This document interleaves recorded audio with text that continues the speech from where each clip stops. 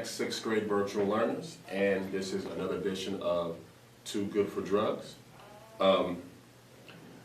Last week we talked about setting and reaching goals, and I want you all to go back and look on page 2, and let's go over some of the goals. Now, what is the first step of reaching a goal? The first step is name it.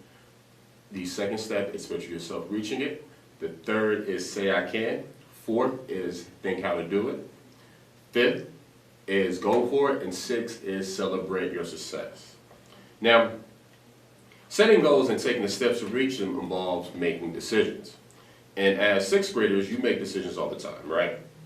Whether it's figuring out what to eat, what clothes to wear, when to do homework, and who to talk to. Now, we're going to do an activity on how quickly you can make decisions. So, I need you to kind of write down which option would you rather have. Would you rather do one of these options or one of the other options? And I want you to write down which one you'd rather do, all right? And try to write them down as quickly as you can as I explain them, all right? Now, which of these would you choose to do? Watch a movie at a theater or watch a movie at home? Solve math problems or read a book? Eat ice cream or eat cake? Earn money or spend money? Receive a surprise birthday gift or receive a gift you picked out? Have a kitten or puppy? Eat peas or eat carrots? Tell a joke or hear a joke? Wake up early to watch cartoons or keep sleeping? Go to a football game or go to a ballet? And last but not least, play video games or play outside. Now, these decisions that you all chose were pretty easy, right? Because they didn't have really any major consequences.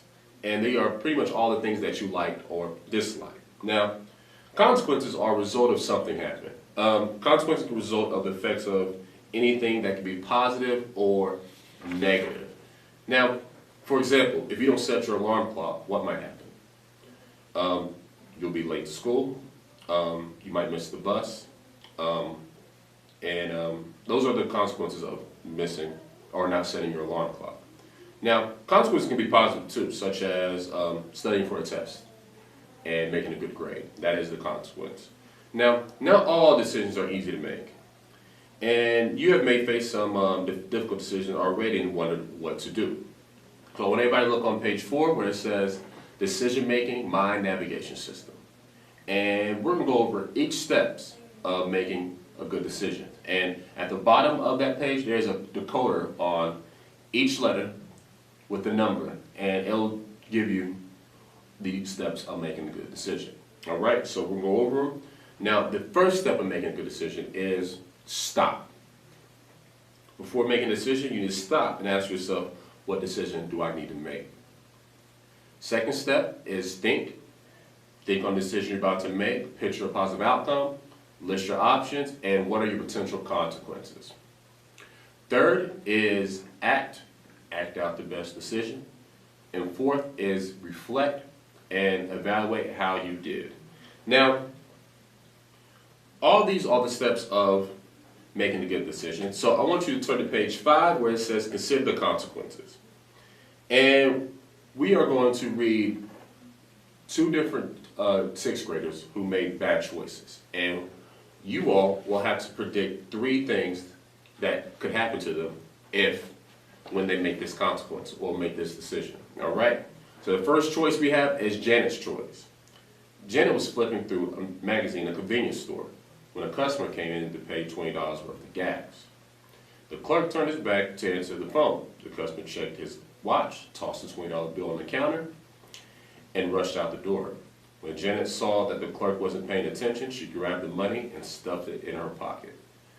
So you all write down 3 consequences that can happen to Janet for stealing the $20. Next, we have Jose's choice. Jose was hanging out with friends in the school cafeteria. A couple of them were talking about tomorrow's science test and how easy it was to cheat. Then one of them pulled out a copy of the answer sheet from the backpack and passed it to Jose. Jose looked over the answer sheet and immediately started memorizing the answers.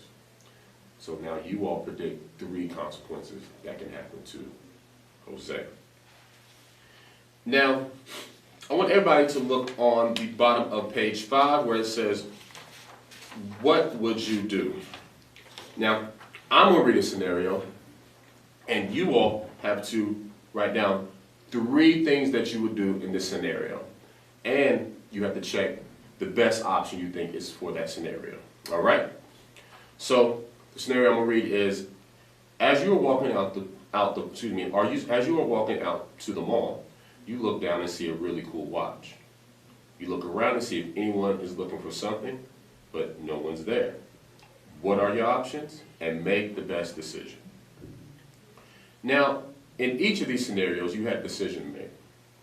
Notice how some options presented a positive benefit in the short term, but had a long-term negative consequence. Other options may have forced you to give up something you want in the short term, but positive in the long term.